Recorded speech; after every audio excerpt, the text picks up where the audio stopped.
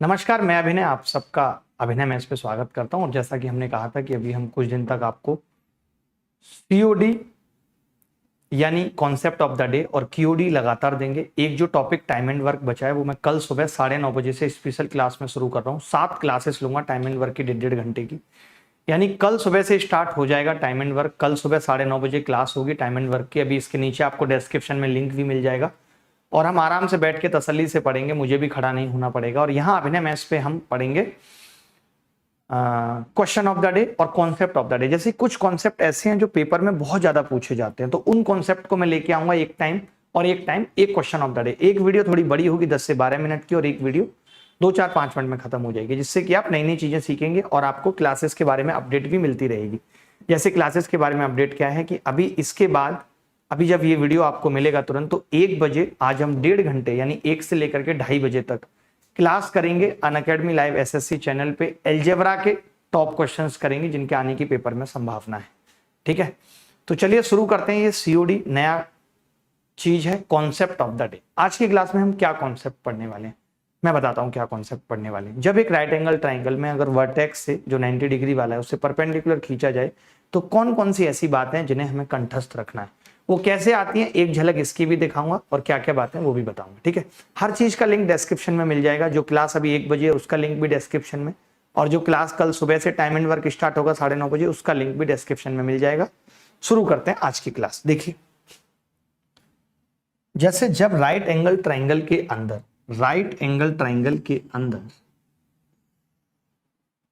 ये एक right angle triangle है एबीसी, हमने क्या किया, बी से परपेंडिकुलर डाल दिया डी पे। हमने बी से क्या कर दिया, परपेंडिकुलर डाल दिया डी पे। बी डी एक परपेंडिकुलर है। अगर बी डी एक परपेंडिकुलर है तो अब क्या क्या चीजें हैं जो हमें पता होनी चाहिए। तो पहली चीज जो हमें पता होनी चाहिए, डायरेक्ट करना आना चाहिए कि भैया बी डी बराबर होता है इन दोनों भुजाओं का मल्टीप्लीकेशन डिवाइड बाई ये, यानी कि A B into B C बटे ए सी। क्या होगा, A B into B C बटे ए सी। बी डी बराबर क्या होगा, A B into B C बटे ए सी, ये होगा बी डी। दूसरी चीज क्या है, अगर हमसे कोई सी डी पूछ ले दद्दा, या बी डी का ही कोई एक और रूप पूछ ले, तो बी डी का एक रूप और होता है कि बी डी का स्क्वायर बराबर होता है इसके और इसके मल्टीप्लीकेशन के बराबर होता है, यानी कि एडी।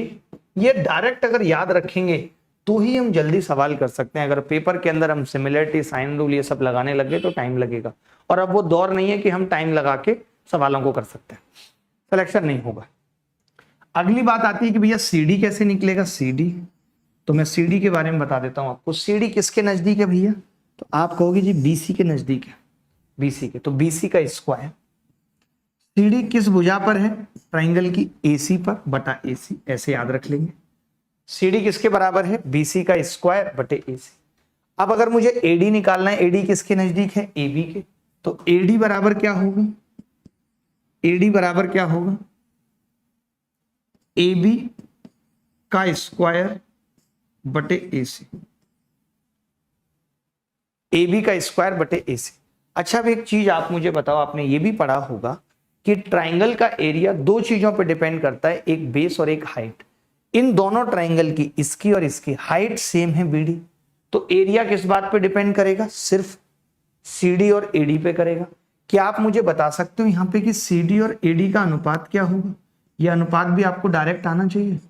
तो आप कहोगे जी सीडी और एडी का अनुपात होगा, जब मैं अनुपात निकालूंगा तो एसी से एसी कट जाएगा, अनुपात आ जाएगा बीसी का स्क्वायर और एबी का स्क्वायर। सीडी और एडी का जो अनुपात है वो क्या है, बीसी का स्क्वायर और एबी का स्क्वायर। दोनों चीजें क्या है, बीसी का स्क्वायर और एबी का स्क्वायर। ठीक है, क्लियर है बात या नहीं, तो आप कहेंगे हाँ जी बिल्कुल क्लियर है। ठीक है, इसके बाद की कहानी क्या है, अगर मैं एरिया की बात करूं, इसके और इसके एरिया की बात करूं, तो आप कहेंगे जी एरिया इनके बेस के अनुपात में हो जाएगा, यानी हम ये कह सकते हैं बीडीसी का एरिया और एबीडी का एरिया ये बराबर होगा सीडी स्क्वायर और एडी स्क्वायर। तो इतनी सारी चीजें मुझे लगता है कि अगर हम इस राइट एंगल ट्राइंगल के अंदर अगर याद रखेंगे, अगर 90 डिग्री वाले वर्टेक्स से परपेंडिकुलर खींचा गया है तो हम सवालों को जल्दी कर पाएंगे। मैं जल्दी से बताता हूं कि ये आता कैसे। पहले वाला कैसे आता है सिर्फ बताऊंगा, करके नहीं दिखाऊंगा। पहले वाला कैसे आता है बताता हूं। जब आप एरिया को इक्वेट करते हैं, इस ट्राइंगल का area half A B into B C होगा, इस ट्राइंगल का area half A C into B D होगा। बेस एक बार इसको माना एक बार इसको, तो पहला वाला यहां से। दूसरा वाला कैसे आएगा, मैं कहूंगा ये एंगल अल्फा है तो ये 90 माइनस अल्फा और ये वापस अल्फा आ गया, तो मैं टेन अल्फा निकालूंगा बी डी बटे सी डी, फिर मैं टेन अल्फा निकालूंगा ए डी बटे बी डी, दोनों को इक्वेट करूंगा तो आ जाएगा बी डी स्क्वायर बराबर A D into A C, A D into D C. ठीक है, इसके बाद जब मुझे सी डी निकालना होगा तो मैं कॉस अल्फा निकालूंगा इस ट्राइंगल में, छोटे वाले में कॉस अल्फा होगा आधार सी डी बटे बी सी, यही होगा। और पूरे ट्राइंगल में कॉस अल्फा बी सी बटे ए सी, तो सी डी कितना आ जाएगा बी सी स्क्वायर बटे ए सी। सिमिलरली अगर मैं इस ट्राइंगल में यही काम करने लगूं, कॉस अल्फा निकालूं या साइन अल्फा निकालूं, साइन अल्फा इसमें कितना आएगा ए डी बटे ए बी, और साइन अल्फा पूरे में क्या होगा ए बी बटे ए सी, तो ए डी आ जाएगा वहां से। उसके बाद की बातें तो आसान है, रेशियो निकालेंगे ए सी कट जाएगा। ट्राइंगल का रेशियो अगर हाइट सेम है तो बेस के अनुपात के बराबर में होता ही आ जाए। अब आप सोच रहे हो कि इस पे सवाल कैसे आते हैं, तो मैं जल्दी से बता देता हूँ। जो सवाल अभी हाल फिलहाल पेपर में आए हुए हैं वो मैं बता रहा हूँ आपको। जैसे ये एक सवाल पेपर में आया हुआ है, बहुत सारे सवाल पेपर में आते हैं, बट जो रिसेंटली पूछा गया वो मैं आपकी छाती फेंक के मार रहा हूँ। देखो, जैसे आपने कहा कि ये एपी 6 दिया हुआ है और पीसी 8, ये 6 है भाई और ये 8, ये दिया हुआ है इन्होंने हमें। तो इसने दो एरिया पूछे हैं, तो मैं ये कह सकता हूं ये 8 दिया हुआ है ना, पीसी 8 है और एपी 6, यानी मैं ये कह सकता हूं 6 36, इसका स्क्वायर बराबर था 8 इंटू बीपी। आपने कहा जी बीपी कितना आ गया, इस हिसाब से 4.5 आ गया, यानी ये 4.5 आ गया। अब आपसे इन दोनों के एरिया का रेशियो पूछ रहा है, तो यही हो जाएगा जो बेस का अनुपात है, यानी कि 9:16। अब कोई इसी सवाल में मुझसे ये पूछ लेता इसका अनुपात, तो आप कहते कि जी इसका ये जो है स्क्वायर होता है इसका, यानी कि ये 3-4 आ जाएगा, इसका अनुपात पूछे। तो हम डायरेक्ट बता पाते हैं जब सवाल पूछा जाता है पेपर में। जैसे कि ये एक सवाल है, ये सवाल भी आई थिंक मेंस 2018 या 19 का सवाल है, देख लीजिए।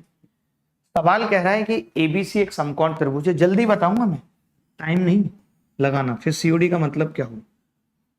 एबीसी एक समकोण त्रिभुज है, एबीसी जहां एंगल ए 90 है,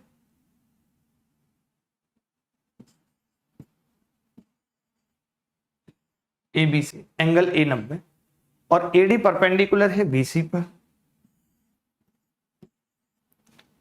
एडी परपेंडिकुलर है बीसी पर। एबीसी का क्षेत्रफल 40 है, एबीसी का क्षेत्रफल 40 है और एसीडी का 10 है। अगर इसका 10 और पूरे का 40 तो इसका 30, इसका 30 का मतलब ये 1 और 3 है भाई। अगर ये 1 और 3 है तो मैं ये भी कह सकता हूं ये 1 और ये √3 है, क्योंकि ये स्क्वायर होता है इसका। सवाल में एसी 9 दे रखी है, ये 9 है। अगर ये 1 है और ये √3 है तो ये 2 होगी, तो 1 की वैल्यू 9 है, 2 की कितनी हो जाएगी 18, यही उत्तर। तो ऐसे सवाल देखिए डायरेक्ट पता होते हैं तो कितनी जल्दी हो जाएंगे। 10 30 1 3 1 √3 ये 2, 1 की वैल्यू 9, 2 की 18, ये पूछता 9√3। तो ऐसे सवाल बहुत डायरेक्ट आते हैं पेपर में, आप ये भी देख सकते हैं। इसमें तो कुछ करना ही नहीं है, ये तो सीधे कह रहा है कि भाई ये एबीसी एक ट्रायंगल है और ये 6 है, ये 10 तो ये 8 हो जाएगा, और परपेंडिकुलर डाल रहा है यहां से, और an/nc पूछ रहा है, तो इसका अनुपात 3-4 है, इसका स्क्वायर हो जाएगा 9/16। तो ऐसे बहुत सारे सवाल इस कंसेप्ट पे आते हैं।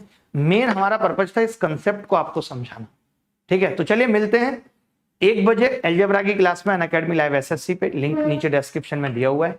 तब तक विदा लेता हूं, बाय बाय, टेक केयर, धन्यवाद। ऐसे ही आपको सीओडी मिलते रहेंगे, एंजॉय करते रहिए, धन्यवाद। शाम को एक क्यूओडी मिलेगा, बाय।